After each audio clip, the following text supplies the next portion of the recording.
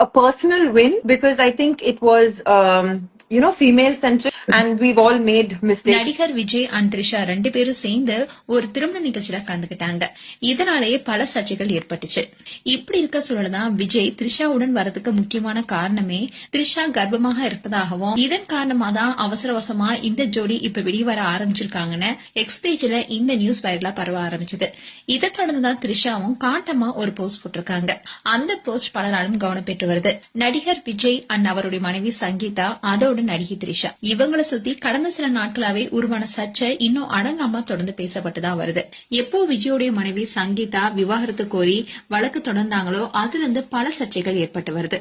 அதுலயும் குறிப்பா சங்கீதா அவங்களுடைய விவாகரத்து மனுல தன்னுடைய கணவர் திருமணம் மீறிய நடிகையுடனான உறவுனாலதான் எங்களுக்கு இடையே பிரிவு வந்ததுனோ அதோட அவரை என்ன வீட்டுக்குள்ள அனுமதிக்க மறுக்கிறாருன்னு பல குற்றங்கள் சாட்டியிருந்தாங்க. இதற்கிடையில தான் விஜயும் த்ரிஷாவும் கல்பாத்தி சுரேஷுடைய இல்ல திருமண நிகழ்ச்சியில கலந்துகிட்டாங்க. அதுல 2 பேரும் ஒரே டிரெஸ் கோட்ல வந்ததுனாலேயே பல சர்ச்சை ஏற்பட்டுச்சு.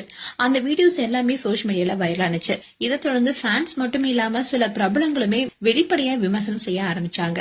இப்படி இருக்க சொல்லதான் எக்ஸ் பேஜ்ல ஒரு போஸ்ட் தீயா பரவிட்டு வருது. அதுவும் அந்த போஸ்ட் ஆனது பிரேக்கிங் நியூஸ்னு போடப்பட்டதுனாலேயே அந்த போஸ்ட் வைரலானுச்சு. அதுல அவங்க என்ன சொல்லிருக்காங்கன்னா, விவாகரத்து செய்தி கசிந்த சில நாட்களேயே கள்ளக்காதலுடன் புது தலைவர் திருமணத்துக்கு வந்தது ஹாட் டாபிக்கா மாறியுள்ளது. இமேஜ் அதல பாதாளத்துக்கு சென்று விட்டதுனால ஏன் இத்தனை அவசரம்னு சொந்தக்காரங்களே தலையில அடித்துக் கொள்றாங்க.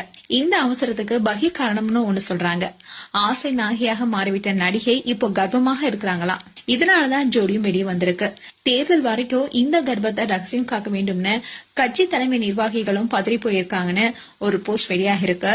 இதை தொடர்ந்து பல நெட்டிசன்ஸும் கேட்ட கேள்வி என்னன்னா, நிஜமாலுமே த்ரிஷா கர்ப்பமா தான் இருக்காங்களா, இதனாலதான் 2 பேருமே ஒன்னா வெளியே வர ஆரம்பிச்சிருக்காங்களான்னு கேட்டுட்டு வராங்க.